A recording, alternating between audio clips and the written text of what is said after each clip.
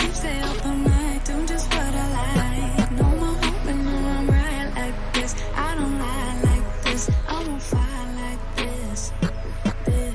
Yeah. Him and her and them over there, they looking over here, they giving me a stare like I could.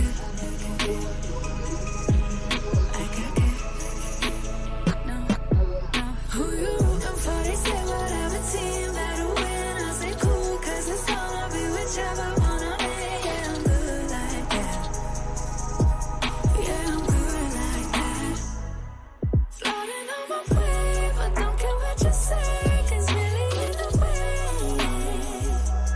I'ma do it like that. I'ma do it.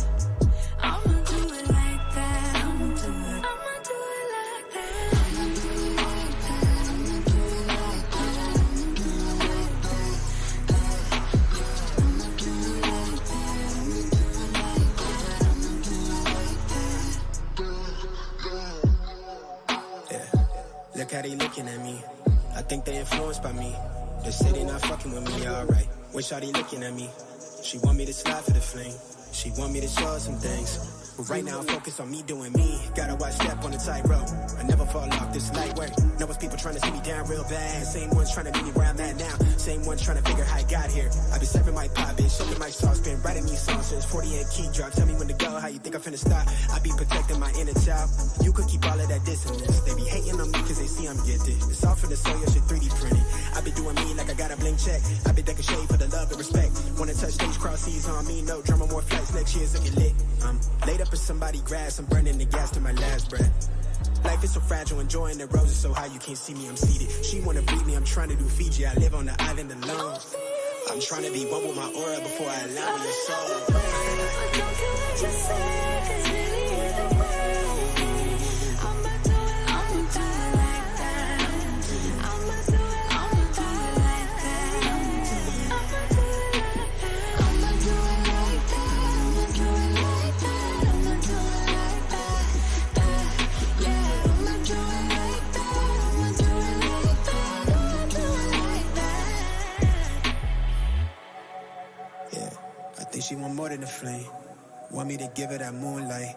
Everything not what it seems. Real one from the jump start. Gotta watch step on a tightrope. I never fall off this light work. Lord knows it's God's work.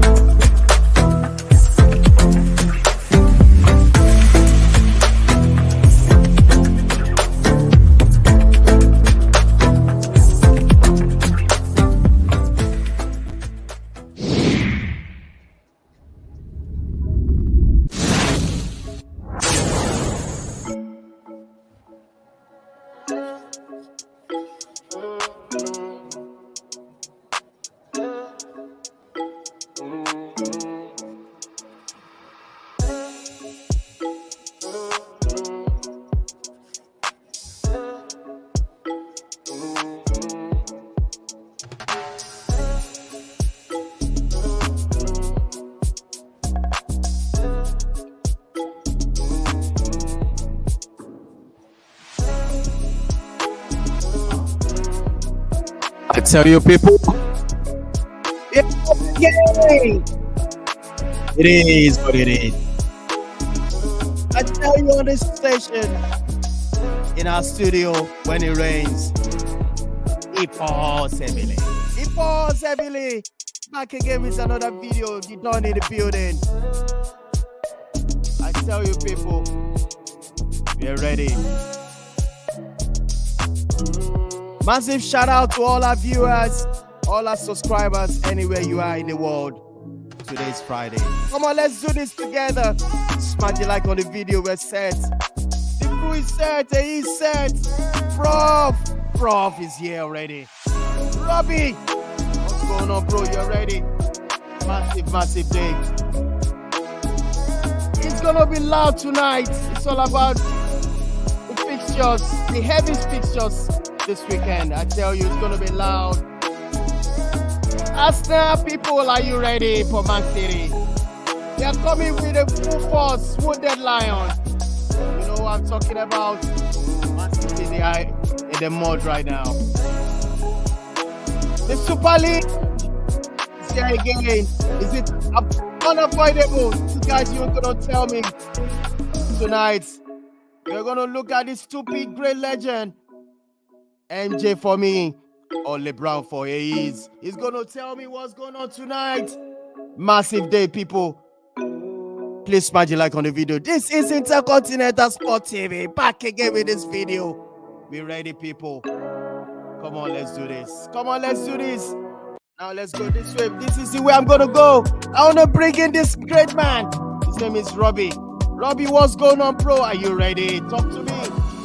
Good evening to you, Dudon. Good evening to the guys on the background. It's good to be back on the show once again.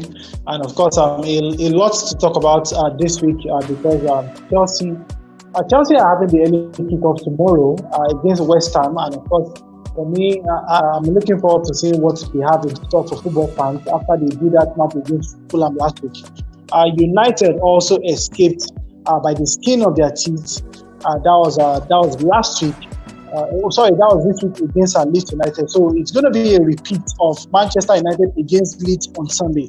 On that note, I say it's good to be back on the show once again. Good evening to you. All right, you're welcome, my brother from another mother. We are ready. I tell you, we are ready. I tell you, people. Now I'm going to use this video to welcome this main man, Prof. Prof, talk to me. Prof is a Chelsea fan. What's going on, bro?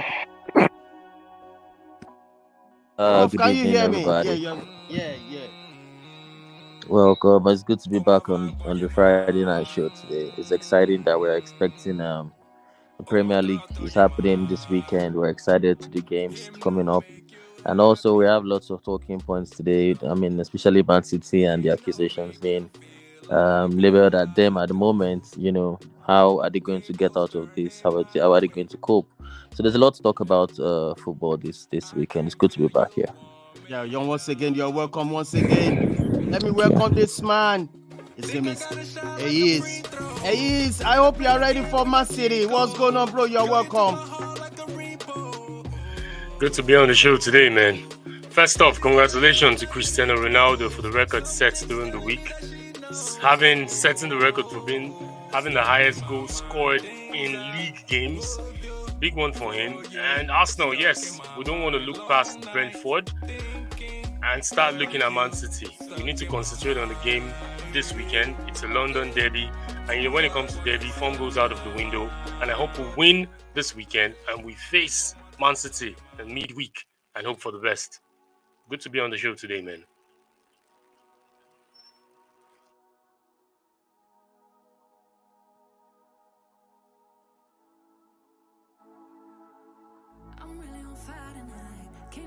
Lady Va, can you hear me? You're welcome to the show. You're live. Talk to me. You ready? Yes. Hello. Good evening, everybody. It's good to be back here again, but I'm not happy, after we collected 3. It's actually a bad time to be a Liverpool fan, but, it is what it is. Yeah, it's good to be here. All right, you're welcome to the show, everybody. Let's start with this. Let's start with this. We have EPL fixtures this weekend. West Ham will be welcoming Chelsea. Prof, Are you comfortable with this match going forward in this game? West Uh, Ham will be yeah, welcoming Chelsea. Are you confident going to this game?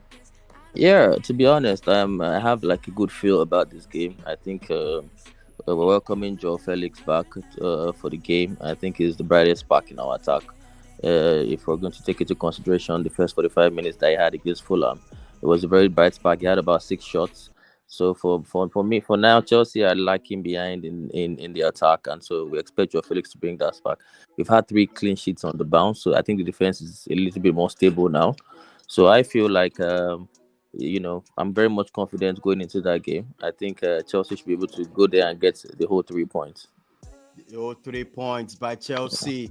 Well, going forward now, Arsenal versus Brentford on that's tomorrow's match. I'm going to ask you. This is going to be a test, another test for Arsenal. Considering the fact they are league leaders right now, and Brentford, it's tricky. What do you think it is going forward into this game? Well, I just hope we don't put up the performance we put up last week. Despite winning last week, it was a bad day in the office. Even if you saw the stats of the game, you would see that Arsenal played, had chances to score, even possibly win that game. But Everton came up the goods and they brought in a real fight. The manager bounce worked for them and gave them the 3 points. But anything similar or close to what we did at Britain Park tomorrow at the Emirates, I would never be impressed, or I would not be impressed. But we're home tomorrow. I'm sure the fans are going to turn up. Emirates is beginning to turn into a fortress little by little, like I said in previous shows. And I know the fans are going to turn up the heat. And the players, they know last season wasn't worth it. I mean, last week was not worth it. And they need to give it a show. Pick the 3 points, put pressure on Manchester City, 8 points gap with a game, possibly 8 games difference and tied on the same game. It will put pressure on City a bit to want to see them also not perform the way they performed at the Tottenham Hotspur Stadium last week. They had the opportunity to close the gap down against Arsenal to 2 points, but they missed it. They lost as well. And then Arsenal is going to really put on the heat. We know Brentford, we know what they did to Arsenal last season. And the past 2 games that both teams have met, Arsenal have been able to defeat Brentford in the last previous meeting. Two games they've met recently. And earlier in the season, when they went to Brentford, it was a test, like they termed it, and they were able to put up a performance with winning 3 goals from Gabriel Jesus, Vieira, and also Gabriel Jesus and Vieira scoring on that day. And we know this tomorrow. It's a game that we need to put that show. It will be emphasized over and over again. We need to put up a show tomorrow so that we can pick that 3 points, which is needed to put pressure on Man City. And I hope we come good tomorrow, and I pray we win. Yeah, yes. There's this message Kunle Faiga sent to us right now. And that question is still going to you. He said Brentford will be a turn for Arsenal. They will be motivated by what Everton did last weekend. I mean, you saw what the match over the weekend. I mean, for me, what do you I think? saw the game. I saw the game. Brentford, with all due respect to them, they've been on an impressive run. I think out of 7, they've won. They've pretty won most of the games they played in their respective last games. But I don't like to always follow this logic because we've watched football. We're football fans. Everton's approach last week, I don't see Brentford going with that approach because you saw what Shendach did. Just put Yeah. 3 crazy athletic midfielders in the middle of the park and they shot everything. Does Brentford have the same tenacity, the same profile of players to carry out what Everton carried out last week? So, and Brentford, we've seen them. They've been fantastic away this season. Went to the Etihad Stadium, impressive win. Yeah. Possibly, we didn't see that physical side. I've not seen that physical side from Brentford this season. So I feel it's good. It's like tongue in cheek. It's going to be very, very difficult for them to replicate what Everton did. Yes, they will be motivated, and that is what would really play in the hands of Arsenal because if they are motivated, they want to come out to play. They will think they could come for the win, and I'm not going to see low blocks being set by Yeah. Frank, which is the coach of Brentford. So he's going to play in our hands, and we know this season teams that have come physical against us have really given us problem, which is, for example, Newcastle this season. First 15 Yeah. minutes, they felt they could do the tiki-taka with us, but after 15 minutes, they turned it up. They turned the style. They went physical, and we knew what ended the game. Southampton did the same thing. Southampton did the same thing at the St. Mary's Stadium, went physical against us, and we couldn't cope. Maybe if Brentford could try to go physical tomorrow against us in the middle of the park, which is trying to shut Odegaard out, maybe they could have a say in that game. But I don't see them play physical. They've not been playing physical game this season. They too, they've tried to, mix it up, put the ball on the ground. See the game they play against. We could just watch out the game they played against Man City last at the Etihad Stadium. The third goal for me was a typical stylish goal from um, Ivan Tony, Yeah. with the counter. So for me, it is. I just hope. I'm confident tomorrow because I know Brentford would want to come out and play. Yeah. Except if they mix it up by playing defensive, it could doom trouble for us. But still, 3 points is there for Arsenal to pick tomorrow. All To right. be to add to what Eza said, I think to be honest, Brentford are very very they can mix it up. They're a very dynamic side. They taught the manager Thomas Frank alternates between a back four and a back five. Sometimes it goes with Janelt, Jensen, and Da Silva in the middle of the park, and goes up front with Brandon Bemo and Ivan Tony. So if there's anybody that can actually hurt the Arsenal side, I think Thomas Frank can do that. They have more going forward than Everton. Everton have been very very shy, in front of goal. But we know the Brentford side have been very confident going forward. So I think Arsenal should be a little bit weary about Brentford. I think they can mix it up very well. They can be physical if they want to, and they know how to use the wings properly. Ivan Toney is a beast. Up front, he can hold the ball tight, bringing Mbemo into play. So I think they should be very very wary of Brentford. They are a very dangerous side. Yes. Yes. Yes. Yes. Yes. Yes. Let's look at the other matches for tomorrow. Crystal Palace will be welcoming Brighton. Fulham also welcoming Nottingham Forest. While Spurs travel to Leicester City. Southampton welcoming Wolves. Bournemouth also welcoming Newcastle. That's for tomorrow's match. And on Sunday, we have Leeds United again. Spoiler for me over the Wednesday, but this time around, I am very sure we have to win. We just have to.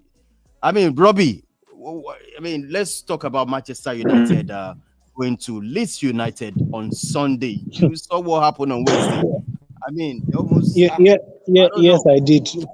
First and foremost, don't be too sure that United will win that game, because on Wednesday they were very, very lucky. I am being frank and very, very truthful right now. United were very, very lucky on Wednesday. They started that game very slowly, and we could see the physicality in what Leeds did in the first 2 minutes of that game. They actually got the goal for Leeds United. I'm trying to remember the person that was sloppy. Was it Fred or was it It was Bruno Fernandes. Bruno. Okay. Bruno Fernandes. That was trying to do the pretty boy thing. And throughout that game, he was just sloppy. He was out of that match. Always complaining left, right, and center. And that is really one thing about him I really don't like. And just look at Noto. I love players who are direct, who do not add any form of style. And that is also the basis of the argument. That's also the basis of the argument between Kule and I when it comes to somebody like Anthony. Anthony is not direct. Anthony does not carry any threat whatsoever. In fact, if Anthony is playing against a principal team side in Nigeria, he is not going to make any impact. And Kule will come up with the argument of how many goals has he scored. We're talking about how much. He's hearing because I'm so sure he's here, and I'm so sure he's typing already. And the question is just simple: what kind of threat does this young man carry? He is a Brazilian for the sake of God, but he carries none. He would rather do the 360-degree. He would rather be stylish. He will kill off attacks when he's supposed to run at defenders, and that is one thing that Garnacho does. I like Garnacho more than I like Anthony. Why? Because Garnacho is direct. Yes, Garnacho is childish. Let's say for now he's still developing, so we can cut him some slack. But for somebody like Anthony, that is going for as high as 80 million, whatever it is that United spent for him, I really think this is not a good return on investment for Leeds United on Sunday. I think United will actually need to be on the front foot and they probably might not be lucky again if they go down against Leeds United. They were very lucky in the second half. They were very, very lucky. Yes, the goals they scored were very good goals, but it was more or less for me a lapse in concentration for Leeds United, because how can you throw away a 2-goal lead when you are almost home and dry? The goal coming in around the 70th minute or thereabout. So why would you play so well up to the 70th minute? And of course, for just 20 minutes, you actually lose concentration. So for United, it's going to be a tough game. It is winnable for United, very, very winnable. And let's not forget the fact that a couple of the guys in the midfield are not available. McTominay is not available. Casemiro is not available. So I think the midfield has a lot of work to do for this particular game. This is a United team that is very, very that is very fast, and also they can play dirty when push comes to shove. And like I would say, this team has a lot of people who can run. And I think that was a major issue United failed to cope with in the first half of that particular encounter. So for Sunday, United can win if they actually play their cards right. And I believe that the lessons on Wednesday is something that Erik ten Hag would apply to make sure that he gets at least a point from this game. 3 points, I doubt it. A point, very possible. Wow. In fact, Kunle has answered. You said Anthony is very important to the team beyond taking on players. His absence was evident against Leeds. Well, that's for Robbie. Let me just touchlight on that game, because all right. It happens. This thing happens. You always have a boogie team that would give your team a run for their money, despite the form of your team. Case in point, Man City, Crystal Palace last season took points away from Man City despite them going ahead to win the championship last season. So that game was, I'm sure Manchester United did not expect what at all. So, and possibly, players at times, they will think, oh, this game, we're going to pick the 3 points. These guys, their morale is down. They don't have a manager. The manager got sacked. So let's just take it easy. I felt possibly that was the approach. And it was a good thing for them to have, rallied back to take a point, because it would have been so disastrous if Leeds United had won on that turf that day. But kudos to Manchester United. They were able to rally back and pick 1 point. Also, the manager made a lot of changes. Sabitzer, Dalot coming back from injury. You could also see a bit of mixture in the midfield. And when you make changes, I'm not giving any excuses, or I'm not holding any brief for ETH here. But when you make changes, it affects the balance of the game. Also, most importantly, they were missing Casemiro. Casemiro was vital, has been vital to the way Manchester United play. So let's see what happened on Sunday. Because right now, Leeds United, they've made Manchester United to look at themselves and question themselves. And as a footballer, when you begin to question yourself, it dampens your confidence, it dampens your morale. But I would like to see that game on Sunday to see what's going to happen as a neutral. Yes, as a neutral. We're looking at Man City on Sunday as well too. They'll be welcoming Aston Villa in that game. That's also an important game. And I think at that time, they'll be looking at Arsenal. Maybe if Arsenal wins on Saturday, it will be a pressure, I'm sure, about that. Prof, what do you think about that game? Man City playing on Sunday. Well, first of all, it will be interesting to see. Feelings. First of all, it's interesting to see the condition of just players mentally and how they perform on the pitch, because, like I said, what has happened to them in a week, about a couple of days time now, or 3-4 days time now, since the news broke, has been unprecedented. I think it can, a lot of people have been writing them off. They've been getting lots of banters, lots of hits. People already condemning them without they're being judged already. So the manager Pep came out today and spoke about the issue on ground and was really pointing fingers. He was really aggressive. He was really went hard against about. He named a couple of teams. He actually said 19 Premier League teams wrote a petition to. Oh, is that Pep? Pep. Yes. Wow, yes. He was furious. Yes, he was, and he was. They were claiming victims that look that the same thing that happened in the UEFA Champions League when about 9 players wrote to the UEFA to sanction them, to take them out of the UEFA Champions League. And he alluded that it's the same thing that's happened now in the Premier League. The 19 clubs are all against Man City and hoping that they fall, they get seriously punished. And so I think for me, it's very important now that he has his players. They can create like a siege mentality and possibly use this to the advantage, because it's very, very easy for them to get carried away, to get downcasted with everything that's been going on. So it's interesting to see how they how they perform against Aston Villa. It's going to be a very difficult game. Unai Emery is an experienced manager. He's probably going to play the game, hit them on the break, probably block and then hit them on the counter attack, and then that's where they can easily hurt City. So I'm not right now. I'm torn in between. I don't know how what way City is going to approach the game. I think this season Guardiola has been a little bit. He has been tinkering a lot. I know at the beginning of the season I said I was going to. I tipped City to go on and win the title. But look, if City don't win the title, I think it will be Guardiola's fault, and also this all this news that's going on around. I think it will be part of the reasons why they don't go ahead and win it. I think Pepper has been very, very, very he has been tinkering a lot. Yeah, because when you make a prediction, when I made a prediction at the beginning of the season, nobody saw a 19-year-old player in Lewis, starting. Nobody saw their seasoned left back, one of the best in the Premier League, leaving on loan. Nobody saw the likes of Laporte and Diaz sitting on the bench for the most part of the season. Yes, nobody saw. So there's been a lot of tinkering from Pep, and I think it might be his own undoing. So he has to get back his main players on side. He has to start his best players. He has to look for a way to find to use his seasoned players, those that have won him the championship over and over again. He has to bring them back on side. We saw the game against Spurs.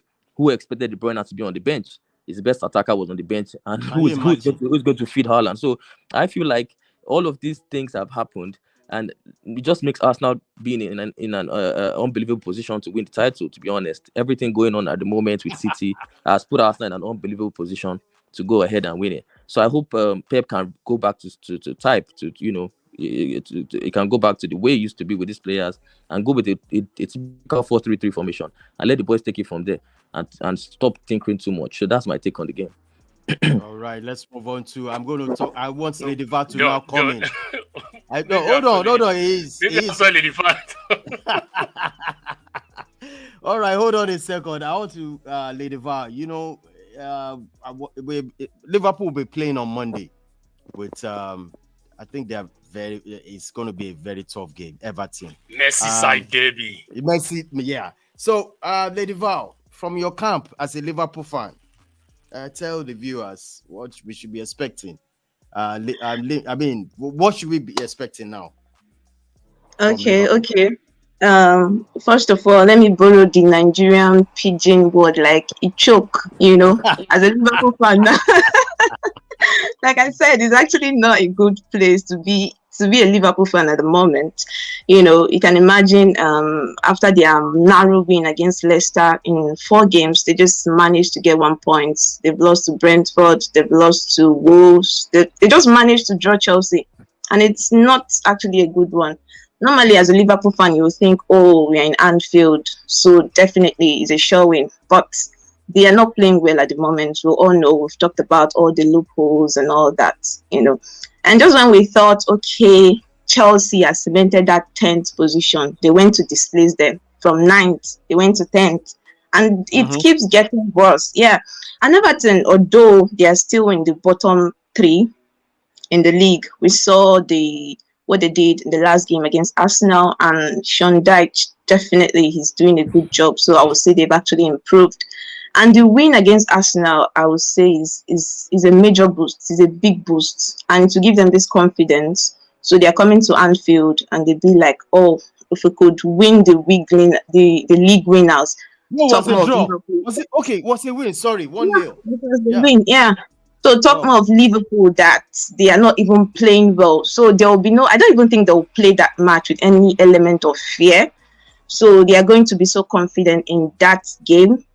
And I think the only the pressure is going to be on Liverpool actually, because even a draw is not acceptable. They have to actually win that game. They have to win that game. They don't want to go over to the second page of the table, because that's what is going to happen if they lose that game. So, but I saw, following the Liverpool page, I saw Van Dijk in training, and most importantly, I saw Diogo Jota. So for me, I think even though they may not start to play full time, it's actually a major boost, because the forward line actually, we need an overhaul. Like, we need all those players that are injured to come Which in. player And do you think you still need? I mean, which area are you strengthening Liverpool? Is it the midfield, of midfield? course. Wow, That's midfield. the most important thing now at the moment. So I just hope, like we mentioned, Everton, they are actually physical at the moment.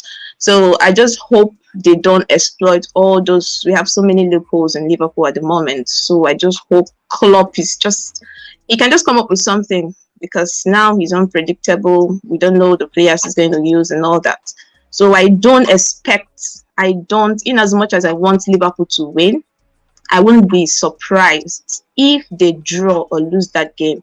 So currently, as a Liverpool fan, I'm just indifferent. I just want to enjoy the game, whatever happens. But with what we've been seeing, Liverpool actually need to win. They need to win that game, actually. A draw is not acceptable. So I will go for maybe a win, but I'm open to anything happening.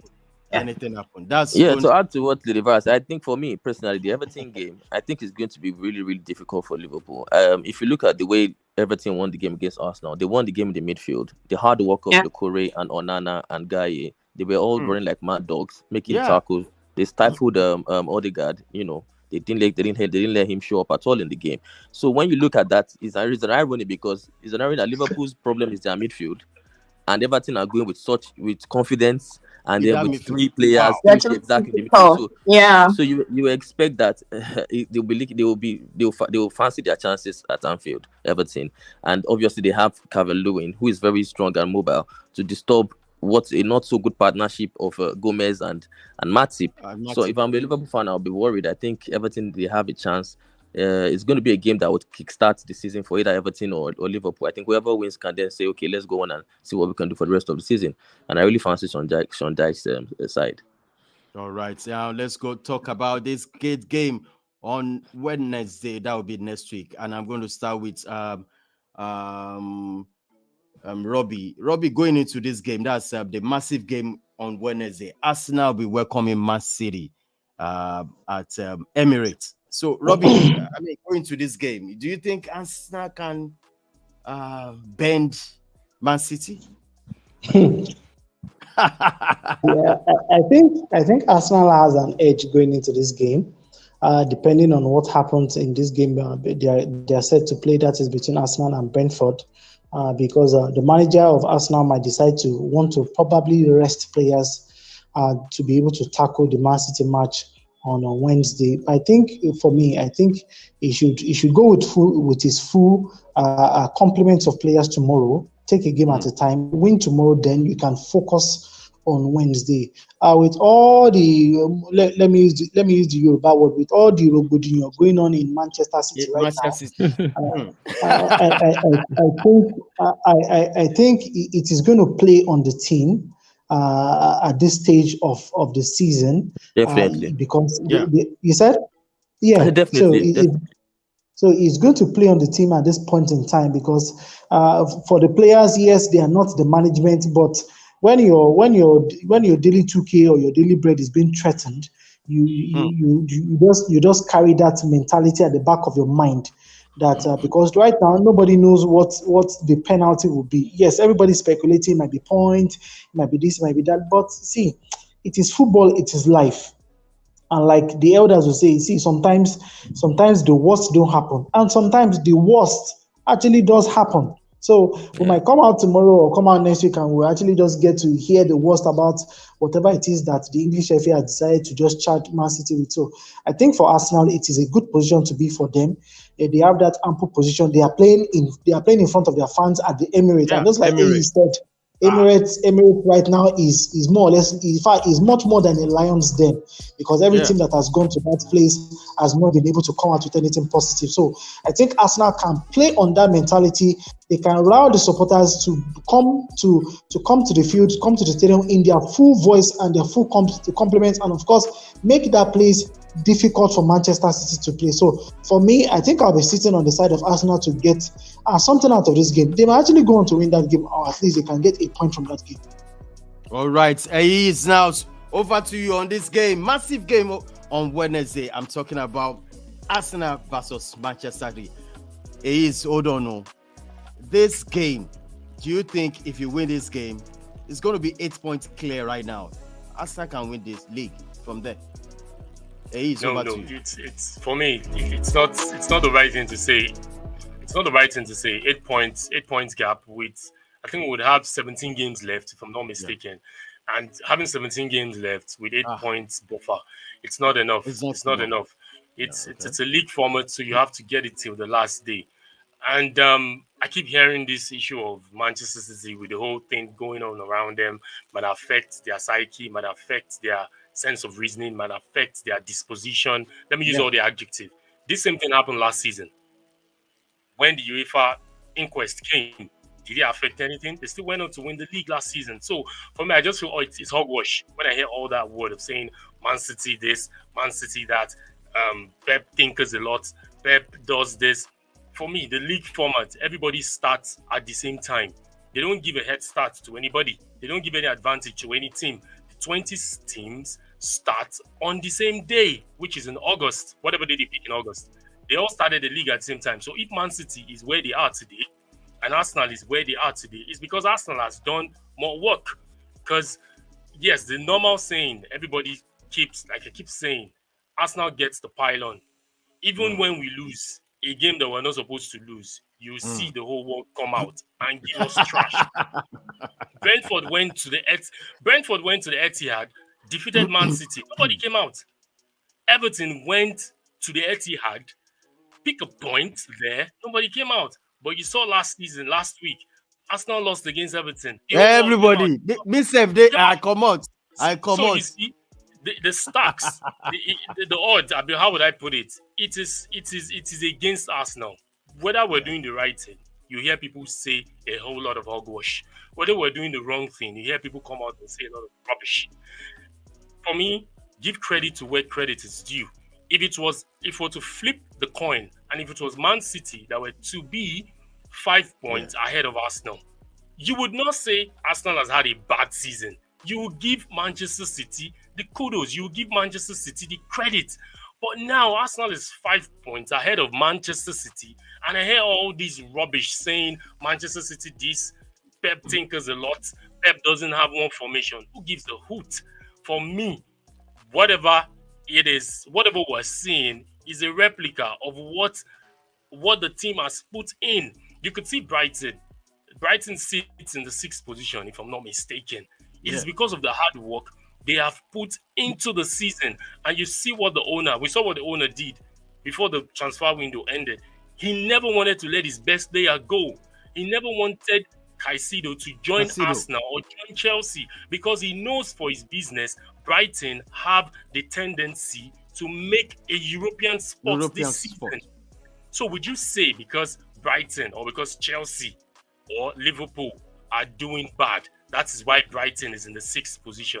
Come on, we all started the season in August. So wherever position we find ourselves, it is now left for the team to supplement. With the Arsenal have 18 games left, Manchester City has 17 games left. So it is left for Man City to do the best thing they need to do to win the league. It is also left for Arsenal to do what they need to do to win the league. So there is no excuse here. Everybody started the season at the same time. So give credit to where credit is due. Back to the game, Arsenal-Manchester City. I know it's a game everybody wants to see. Everybody's looking out for this game. It's going to be a massive game. Like you've described here on the screen. Yeah. It's going to be a game. So there's a whole lot riding on this, which is how the team will fare this weekend. Like I stated earlier, if I were to be in that Arsenal camp right now, I'm going to shut everybody to Brentford. I don't care whatever Man City is on Wednesday. The whole focus should be on Brentford. Everybody keen on Brentford and picking the 3 points. After 6 p.m. on Saturday, we can now start thinking about Manchester City. Each game, if I'm to borrow the word of Robbie, take each game as it goes. And when Man City comes, I feel Arsenal have the tool to upset Manchester City. I'm not taking anything away from Manchester City. They've been fantastic. We could see how Pep has been consistent in the league for the past 6 seasons. And I'm not going to take anything because they have players that can flip the switch. Pep himself can flip the switch. Anything can happen at any given time. So Arsenal against Man City, as a fan, I hope we pick the 3 points, and I hope we shut doubters up by picking the 3 points and possibly going on 11 points, because we don't know what might happen against Aston Villa for Manchester City. But I'm talking as an Arsenal fan, hoping everything goes equal. We win on Saturday, hoping Man City lose on Sunday, and on Wednesday we go ahead to win Man City. 11 points, 17 games to go. For me, fingers crossed, and I hope to see a lovely game on Wednesday. Yeah, Dodon, just really quickly. It's very important that when we analyze football, we do it from a place of objectivity, and honesty as well. If anybody was to come and tell me that Man City will be playing Spurs, and a player like De Bruyne and the two centre backs, the best centre back in the Premier League when they won the league, I think a couple of seasons ago, Ruben Diaz, will be on the bench. Likes of Laporte, their first choice defenders. If anybody was to tell me that Cancelo will leave mid-season, the best left back in Premier League, will leave mid-season, very integral to the City play, to Bayern Munich, and a 19-year-old Rico Lewis, we saw.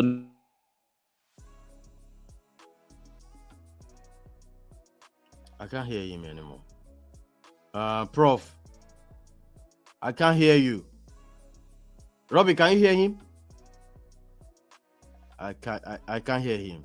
I can't hear him. No, I can't hear him. I think his network is bad. Yeah, so that's what happens when you want to say something that doesn't tell you. Wait. Aslan, calm down. See, for me, I know what he's about to say. I can read what he's about to say. And see, seriously, 2008, 2009, starting from 2007, 2008, 2009, when Arsenal would go ahead in the season and something goes wrong, the first team player is not there, did anybody come back to ask us, why didn't Wenger start this person? Or why didn't Wenger do this? Or when Fabregas left, when Arsenal was on the horizon, Fabregas played like three straight seasons when Arsenal almost won the league and Fabregas left. Did anybody see that coming? Nobody saw that coming. So when I hear all these excuses, this same season against Wolves at the Molineux, Xhaka didn't play. Few minutes into the game, Xhaka, that is integral to Arteta's tactics, few minutes into the game, Xhaka pulled something. I don't know what happened. Fabio Vieira had to step in. Didn't Arsenal win?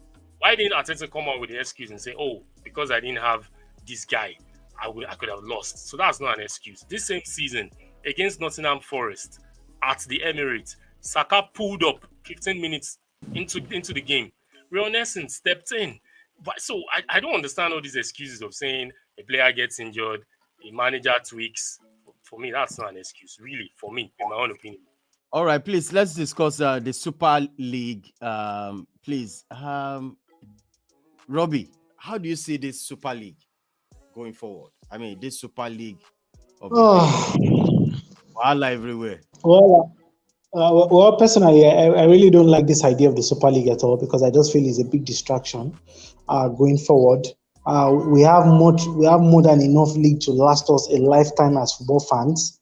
And of course, what exactly is Super League coming to change? Nothing. It's just more or less coming to fill up the space of another trophy. Okay, after playing the Premier League, after playing Champions League, there's a Super League somewhere that players have to play. Because my argument actually is coming out from the place of the players.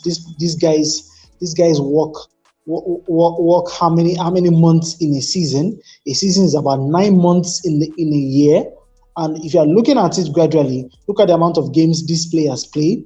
These players are individuals who have families. Some of them actually get injured for a very long time, and immediately they are back to good health. they are expected to come back into action. Take a look at the three players that Liverpool just got back yesterday. Van Dijk is back from injury. Jota is back from injury. I'm trying to remember the name of the last guy back. Firmino back from injury. Diaz is still injured. So, and you expect that if the season is still ongoing, this same Diaz will come back straight from injury and be slotted back into the team. And the question you're asking is, how much time do these players have to rest? How much time? Yes, they are getting the whole money, but that is really not the whole point. You can't play this amount of football in a year and not have enough time for yourself, not have enough time for your family, not have enough time for every other thing you want to do. So for me personally, I really don't buy this idea of Super League. What is it coming to do? And one of the rules of the Super League is the fact that the members are not permanent.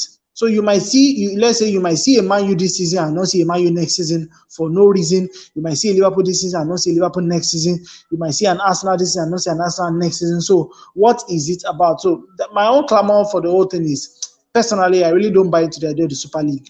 I don't buy an idea into it. So if they really want to go, if they want, for me, I believe that the organizers are just after money.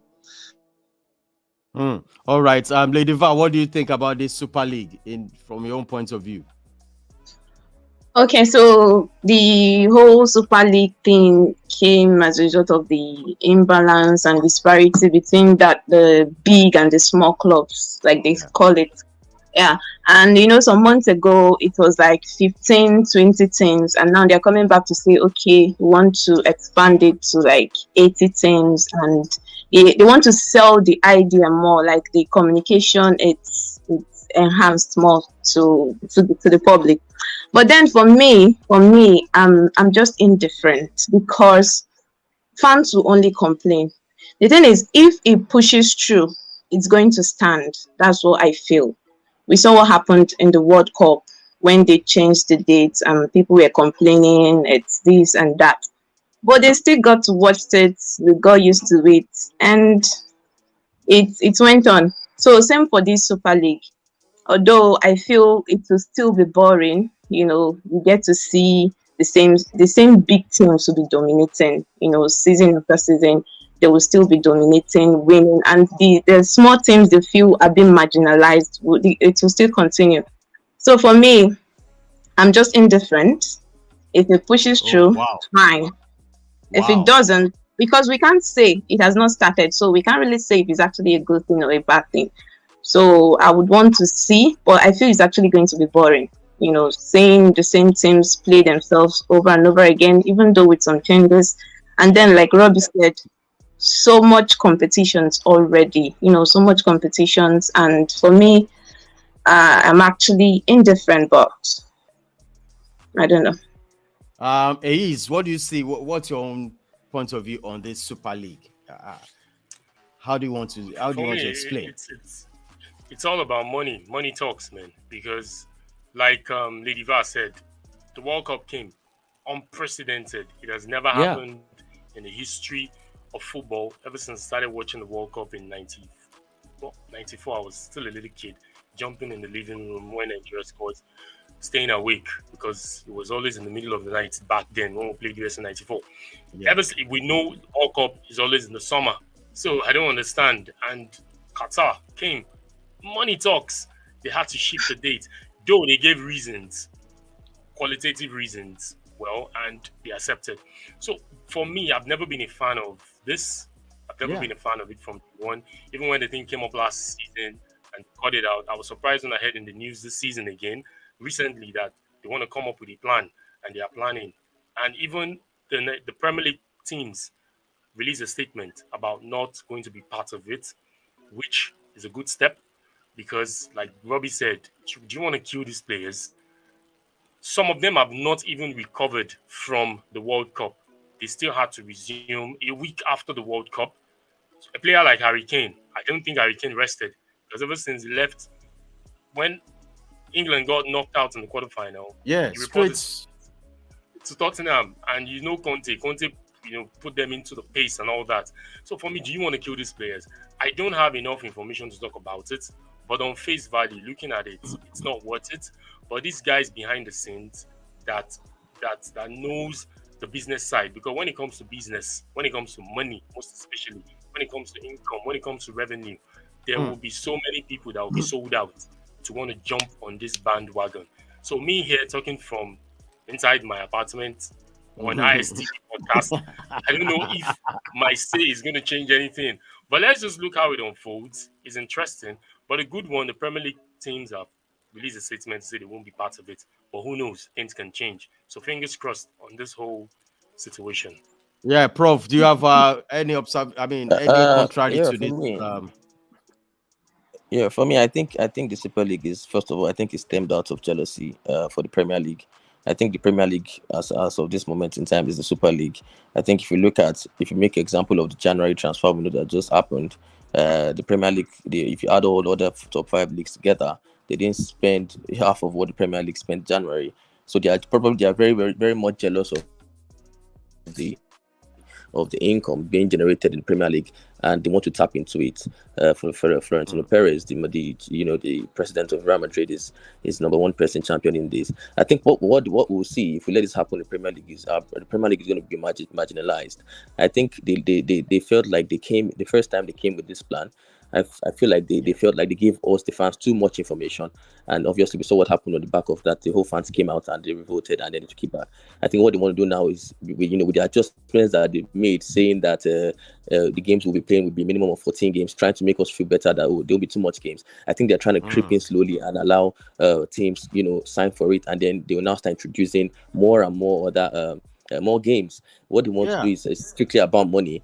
I think what they're looking at is the situation where Real Madrid and Man United want to play in New York or in Sydney in Australia or in Abu Dhabi or something to make serious money. A lot of companies and a lot of merchandise will be sold. Wow. Too much, money is going to be enormous. These big teams can then gain from it.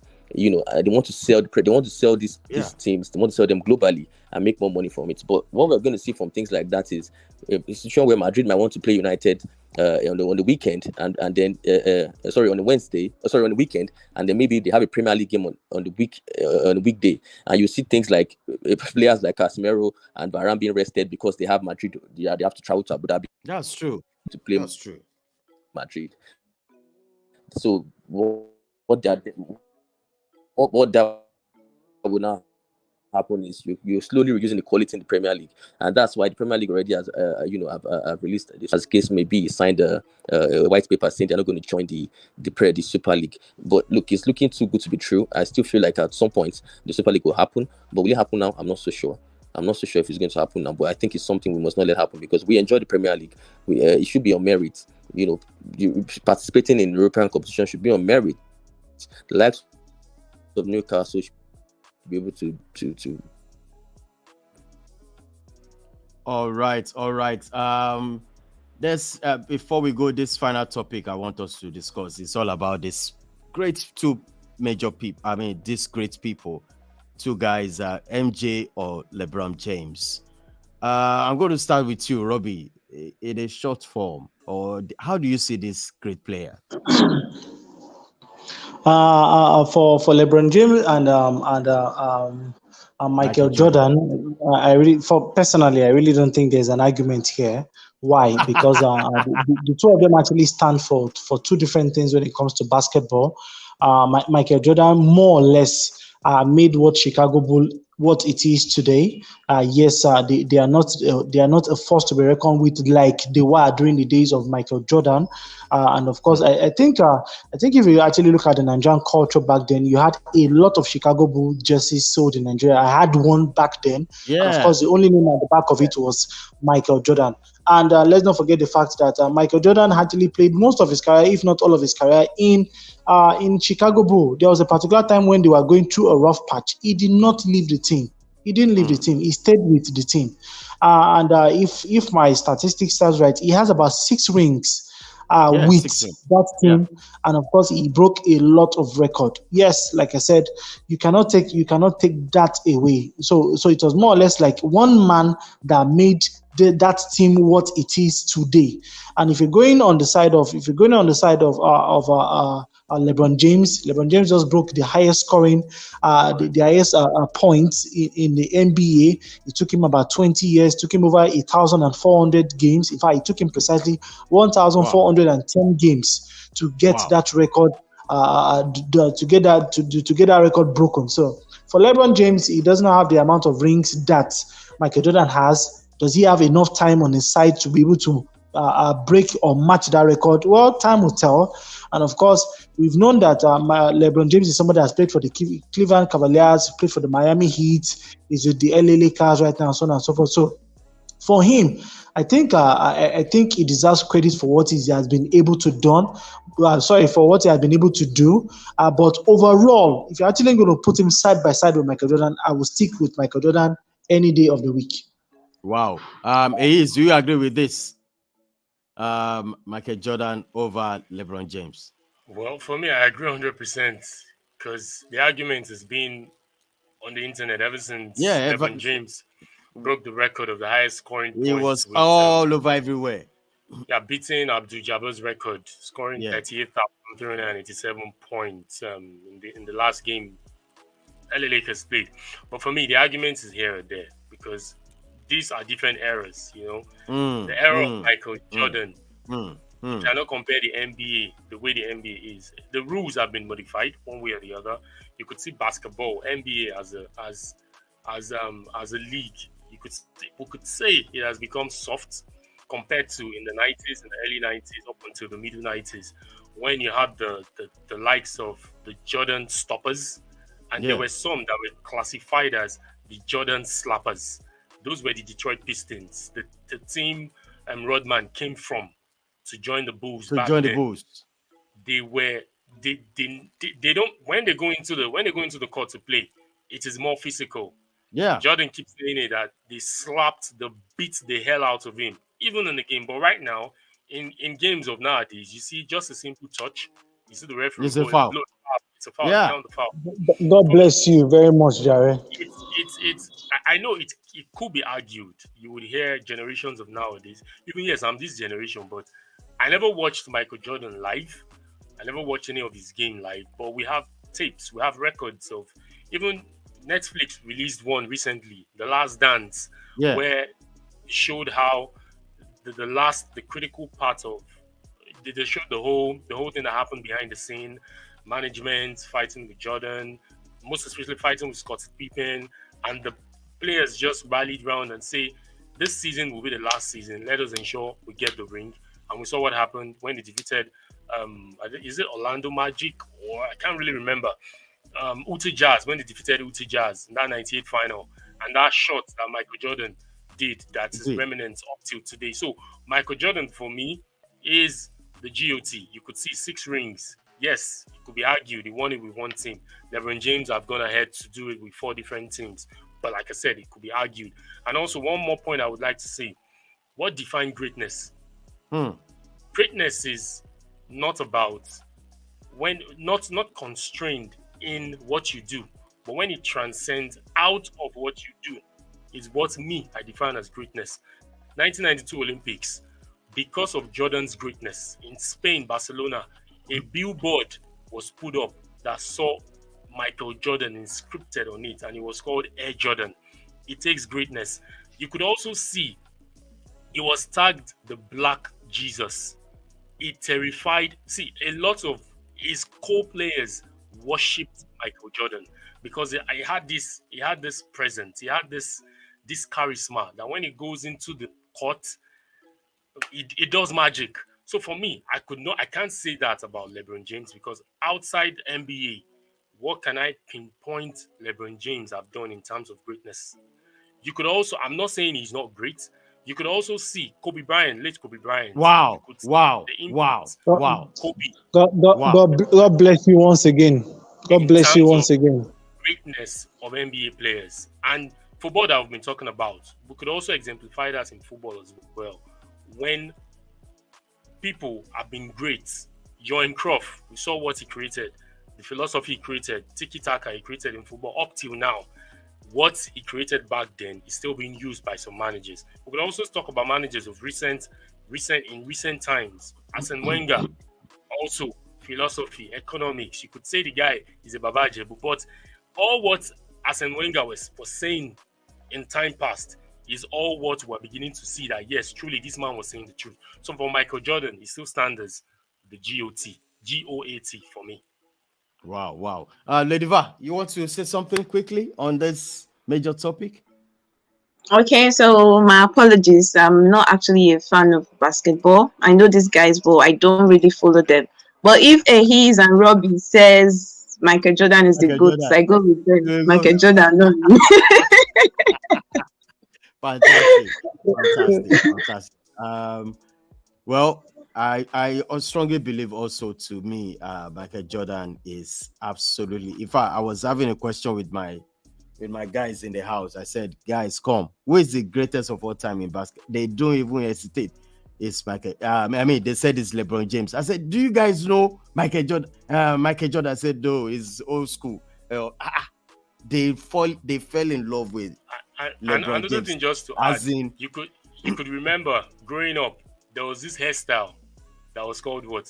Jordan. Jordan, yes, absolutely Because correct. Jordan. Michael Jordan's style was, he doesn't leave any hair. For me, that's greatness. When your personality can be replicated around the world, outside the sport that you do. For me, it's greatness. Do you want to talk about the Space Jam, the movie Space Jam? For me, it goes on and on and on. I just feel Michael Jordan for me. Even LeBron James knows. There was a question. They asked him that question. He said, "Are you?" He said, "Well, you guys can talk about it.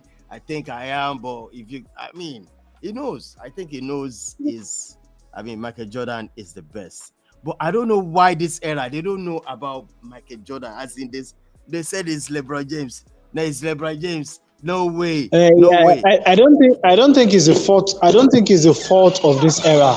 And let's not forget the fact that the NBA has been around for 75 years. If you actually begin to break down that the longevity of the NBA to the generation that you have now, just like Elise rightly said, a lot of things has changed about the NBA. You don't see players like Shaquille O'Neal playing right now. You don't see people like Rodman playing right now. You have more or less, let's call them body players. And back then it was a physical league. Basketball was one of the toughest sports to play. And just like in fact, it was more or less something we can compare to the Italian Serie A back then, when strikers were fearful of Italian Serie A defenders. But this is not what you are seeing right now in basketball. In fact, I think it was last week or 2 weeks ago where there was a complaint online as touching. I'm trying to remember the game. I think it was against Boston Celtics, where LeBron James was fouled when he was trying to make a point, and people went for the head of the referee, saying the referee got the wrong call. Because on his way to the layup, he was fouled. So he should have taken that point with a foul. And of course, the referee said, well, he had other ideas that it wasn't going to be a foul. So for now, I don't think back then, I don't think they used to play 12 minutes a quarter. So these are some of the changes that we have seen over the years. So I think for people who really don't know what, just like he said, what people like Michael Jordan has done, this dead guy that died a couple of years have done. I think he just Kobe Bryant. Kobe Bryant, yes. So it's just for them. They call him the Black Mamba.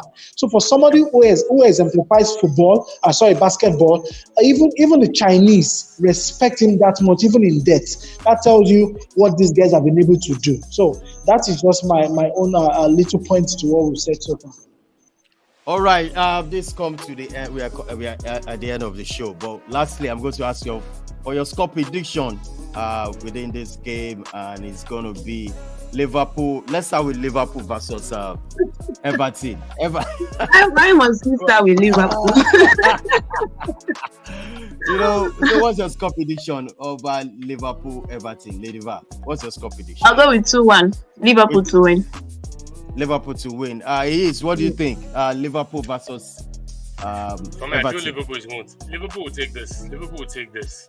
Despite what Everton did last week, Liverpool is going to take this. I'm not saying this out of spite because Everton defeated Arsenal, but I feel the game is on for Liverpool to prove a point to kickstart their season, at least do something before the end of the season. All right, Robbie, what do you feel about the game? Liverpool, Everton.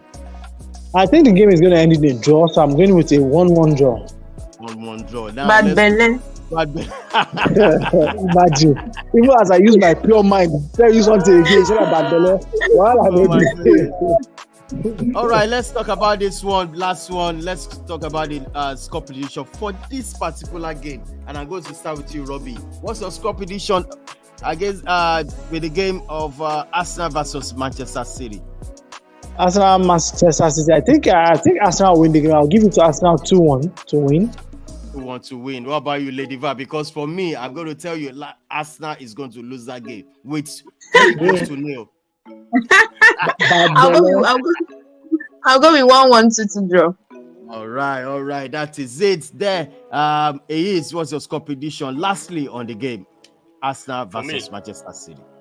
For me, Arsenal win, and I would like to touch light on what we said during the pod when Prof keeps saying Liverpool and Chelsea are facing problems. I just feel, I don't know why people just don't want to give credit to where credit is due. And this is what makes us to always argue. And you don't expect an Arsenal fan like myself to hear statements like this and just toss over it. No, I'm going to bring it out. You can't say Arsenal have not, or Arsenal's brilliance this season is down to problems Liverpool and Chelsea are facing and the tinkering of Pep. We all know Pep thinkers. This is not the first time. This won't be the first season that Pep will be tinkering his team. Pep thinkers, ever since he has been in Barcelona, ever since he has been with Bayern Munich, even up till Man City, he tinkers his team. So it is not new. So I don't know why some Arsenal haters are now using that as an excuse because Arsenal is ahead of Man City. I mean, I just feel it's terrible and it's shambolic if you use such analogy to analyze football. But Arsenal, Man City, I feel Arsenal is going to win this one. 3 points to Arsenal. Arsenal winning this one. Yes, guys, that comes to the end of the show. We want to thank everybody. Please, if you're watching this anywhere you watch it from, please smash the like on the video. If you have not subscribed, please hit the subscriber button and subscribe to the channel. I want to thank you once again, Robbie. Thanks for coming to the show. Thank you so much for having me. Thank you so much. All right. Have a nice weekend. And Ace, thanks for showing up on this show. It's a pleasure. Good luck. All right. Good luck to Arsenal. Good luck to Arsenal. And Lady Va, well, can I say good luck to Liverpool yet? Yes, so don't work alone. Good luck to Liverpool. Thank you so much. All right. Enjoy your weekend. And on this note, I want to thank everybody. Please, this is Intercontinental TV. This is how we do it. Bringing entertainment, music into our show, no dull moment. This is where it's happening. The dawn in the building. I tell you guys, when it rains, it pours. So I'm going to say this. Enjoy your weekend, everybody. Smash the like on the video. Once again, this is another way to help the community. Join us. Bye for now. Come on.